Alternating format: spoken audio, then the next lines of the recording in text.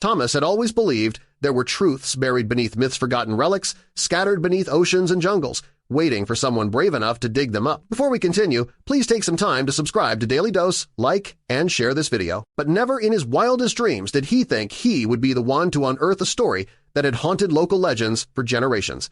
The day he pulled that rusting fuselage from the deep, something changed. And even though his colleagues warned him, some half-joking, others genuinely afraid that the object might be cursed, Thomas didn't listen. How could he? He had touched history with his own 2 hands. What he didn't realize, however, was that this was not the beginning of his fate, was the start of his nightmare.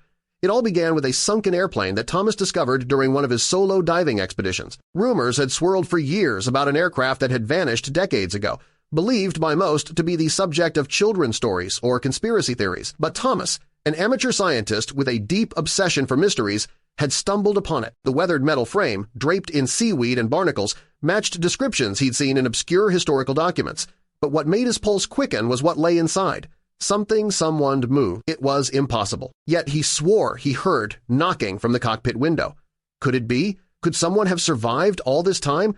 He rushed to get a closer look, swimming around the wreck in search of a way inside. The plane had only one visible entrance, a heavily reinforced window in the cockpit.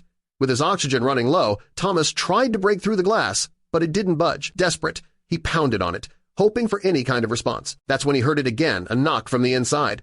Terrified and exhilarated, Thomas knew he couldn't linger. He needed more air, more tools, more answers. As he began his ascent back to the surface, something else caught his attention. A shadow beneath the aircraft.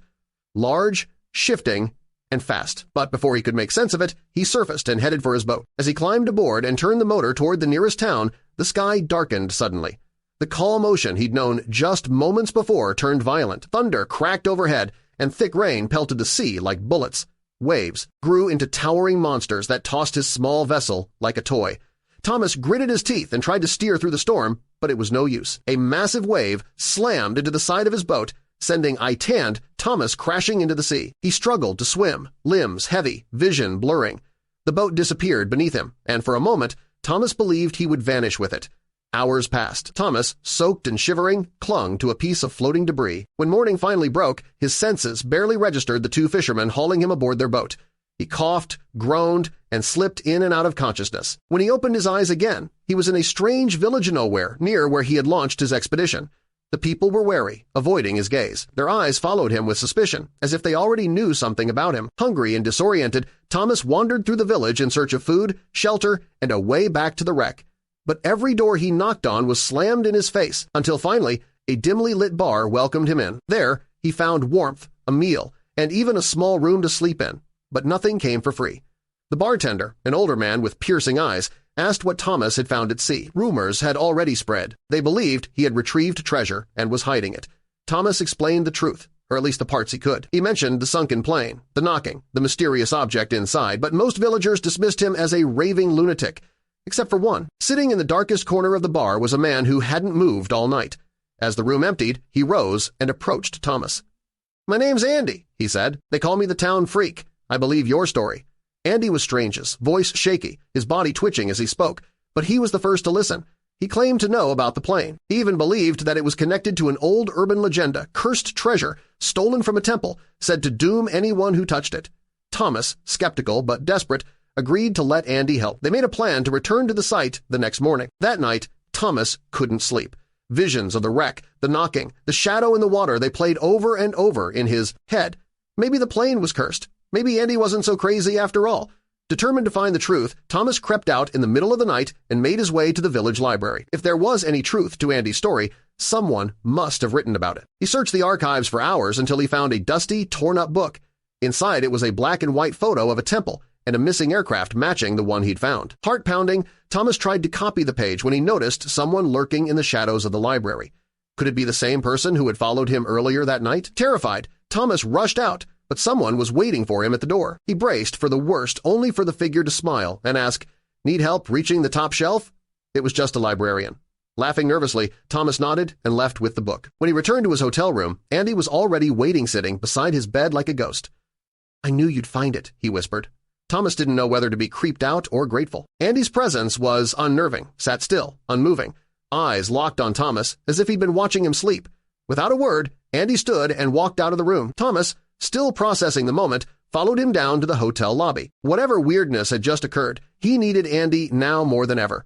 They set out for the docks, where Thomas hoped to rent a small boat and gear. As they walked side by side, Thomas kept stealing glances at Andy. The man mumbled to himself occasionally, laughed at things that weren't said, and twitched in odd ways. Thomas began to wonder whether bringing Andy was a mistake. But the truth was, Andy had information knowledge about the legend, the plane, and the mysterious treasure that no one else did. And right now, Thomas needed that more than peace of mind. After some haggling with a skeptical boat owner, they managed to rent a small vessel and enough scuba gear to make a proper dive. Thomas checked their equipment twice. He wasn't going to repeat the mistakes of his first dive. With Andy now fully invested and surprisingly calm, they sailed out in search of the crash site. The waves were gentler this time, no storms on the horizon. But the tension between them made the sea feel heavy with anticipation. Reaching the site proved harder than expected. Without GPS coordinates, they were forced to rely on memory. After nearly an hour of circling the open waters, Thomas finally spotted the familiar shape deep beneath the waves, the twisted metal wings, the shattered tail fin. The plane, they anchored the boat, geared up, and descended slowly into the water. It was deeper than Thomas remembered. 20 meters down, the wreck came into full view, eerie and ghostly beneath the blue. But this time, Thomas had brought tools. With a crowbar in hand, he motioned for Andy to help him pry open the window. The thick glass resisted at first, then gave way with a deep groan and a burst of rising bubbles. The two men peered inside and froze.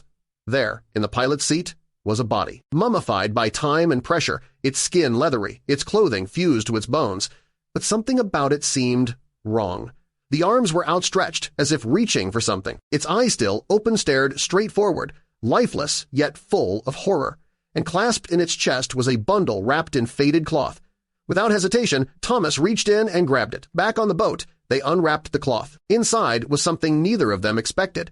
It was a large, gem-flawlessly cut, shimmering with an inner light, a diamond, unlike any Thomas had ever seen. But embedded within the gem was something elsey, small, metallic object. It looked ancient, etched with symbols neither of them could understand.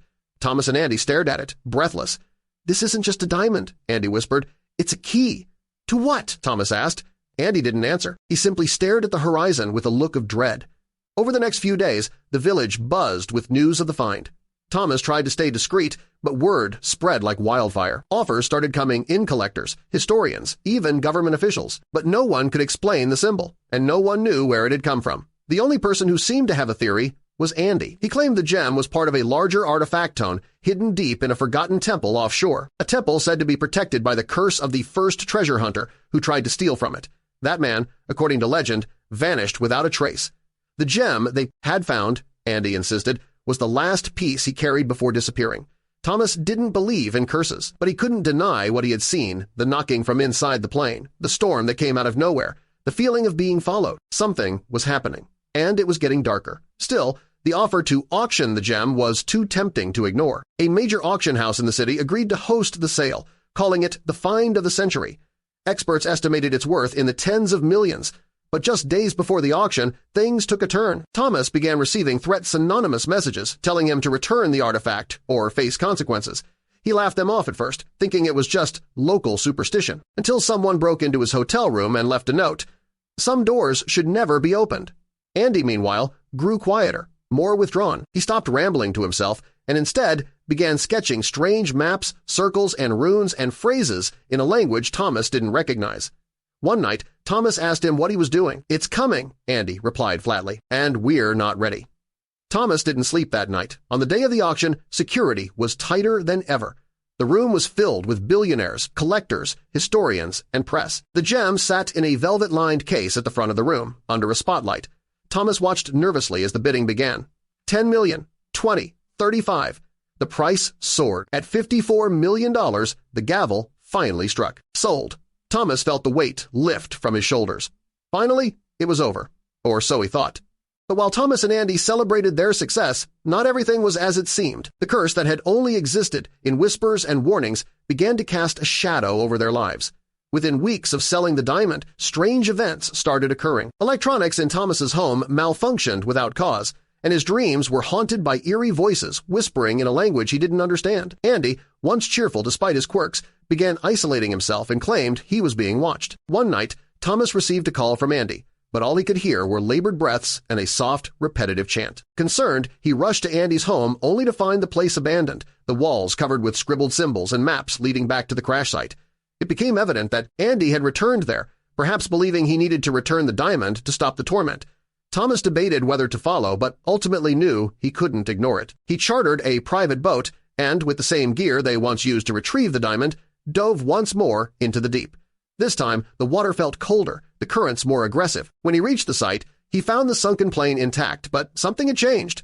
The cockpit, once sealed and lifeless, was now open. Inside sat Andy, staring blankly ahead, the diamond in his lap. Andy didn't speak, didn't blink. It was as if the curse had claimed him completely. Thomas tried to shake him out of the trance, but Andy whispered just one sentence: "We were never meant to take it." Knowing he couldn't leave his friend behind, Thomas carefully took the diamond and swam up with Andy in tow. But as soon as they reached the surface, a powerful wave nearly knocked them over, and the sky, once clear, turned a deep, unnatural gray. Thunder cracked overhead, and lightning danced across the water. Thomas realized the curse wasn't just a myth, it was real, and it was angry.